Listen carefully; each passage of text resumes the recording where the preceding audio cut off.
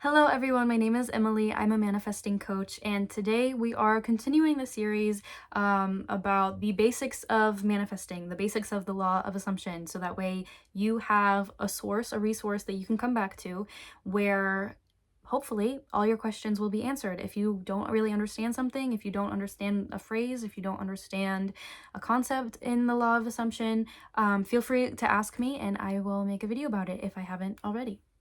But before we get started, I want to let you know that I am available for one-on-one coaching. There is a link below in the description box that will take you to my booking page if that is something that interests you. But no pressure. If you can't afford it, if you don't want to, if coaching isn't really the next step for you, that is totally fine. No pressure. There's tons of free content on here that hopefully you will find helpful. So in today's video, we're going to talk about everyone is you pushed out, or EIYPO, you might see it written. And I touched on this a little bit in the last video, but I want to kind of expand on this idea a little bit more because it is very important to your manifesting, especially if you are manifesting a relationship or a specific person. So everyone is you pushed out is the idea that no one else has free will but you, and everything that you experience, especially with other people, that is only happening because of your inner world, because of your beliefs and your assumptions. So if you have a crush on somebody and you want to manifest them into your life, you totally can. Like, you can manifest a specific person. I have done it. I know lots of people who have done it. But you have to remember that they're going to treat you and they're going to behave in the way that you assume that they're going to treat you and in the way that you assume they're going to behave. It is all based off of your inner self and your self-concept, which again, we're going to talk about in another video. But they're only going to behave, they're only going to react to what you think they are going to do. So the way that I've kind of explained this before is that, you are kind of like the director here, and we're making a movie, and everyone in your life is an actor, and your director is, your inner world, your inner self that is full of like all your beliefs, all of your assumptions about other people, and your director is telling these people how to behave. They're telling these people how to act in your reality. And you can at any time tell your director, hey, I don't want this movie to end up this way. I want so-and-so, I want this and this to happen. But you have to acknowledge that you are the one creating this. You are the one who is causing all of this to happen in your reality. So if you have a crush on somebody and you want them to be in your life, but they aren't treating you well, or they just aren't acting interested in you, they aren't acting interested in you because you don't believe that they are, really. So everyone is you pushed out is something that you constantly have to remind yourself of, especially if you're starting out, because you have to stop giving these people free will in your life. Like, if you're trying to manifest a specific person, you have to believe and understand that you are the one who is going to bring them into your life. They don't have any free will. They don't have any power to decide whether or not they want to be with you. The only reason why they're acting like they don't want to be with you is because that is what you were believing. That is what you're assuming. So I want you to think about some things that you believe about people. I want you to think about like what you believe about your specific person. I want you to think about what you believe about, certain groups of people, certain types of people. We all give into stereotypes, and we all have to do the work to like unlearn these stereotypes. But, just think about it. Think of certain things, and then think about how those people show up for you. Like, think about your relationships with your family members. Think about your relationships with your friends. If you have a friend that is constantly late, and that really bothers you, maybe take some time out of your day and just imagine, that this person is suddenly always on time, and that you never have to wait around for them, and how reliable they are. And then see if that changes, like visualize this and like really like identify with the version of you that has a friend that is reliable like that, and see if that changes. Because again, everyone is you pushed out, and so this person is only late all the time because you believe they're going to be late. And if you're feeling like icky about this idea that nobody else has free will and that like you're the god of your reality, one thing that I always say is to manifest with love. Even though you can create anything in your reality, even though you do have power over everyone, that doesn't mean that you should wield it in a horrible, awful, mean way. Um, Always manifest with love, because that's what's going to make you feel good. That's what's going to make everybody else feel good. And that's what's going to create a better world for you.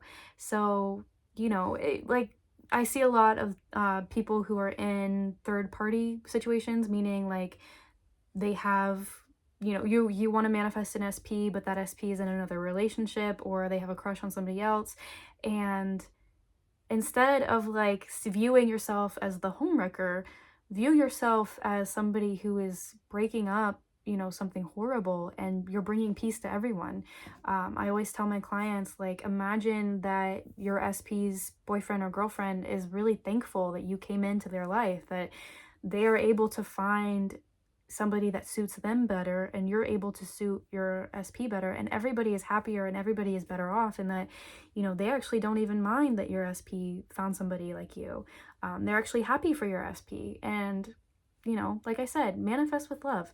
Always manifest with love, because that is your duty as the god of your reality, to just be benevolent and choose things that benefit everyone around you.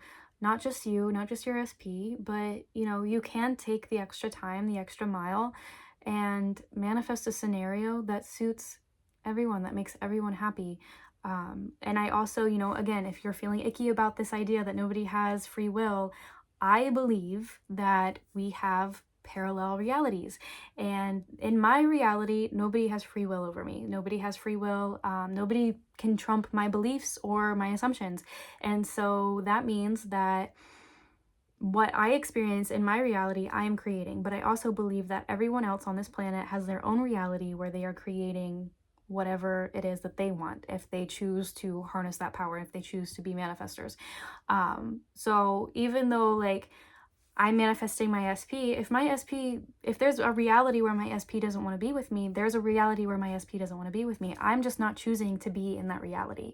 And if my SP's higher self, which I don't really believe, but if my SP's higher self doesn't want to be with me, then there are plenty of realities where they get to experience that. So if you believe that there are multiple realities, parallel realities, whatever, then that really does kind of help ease you into this idea that everyone is you pushed out, because really, like, it's all meaningless anyway if there's so many different opportunities and so many different realities where the opposite is true,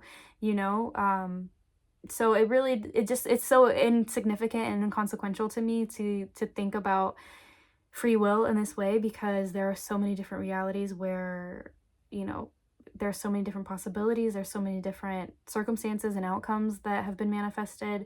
And also, with the law of assumption, you believe that creation is finished. You believe that everything that you could possibly manifest has already been created, and there's already a reality out there that you just have to kind of like tune into, so that way you can experience that. Because like I said, everyone is you pushed out, and it's okay to believe that. It's okay to harness that power.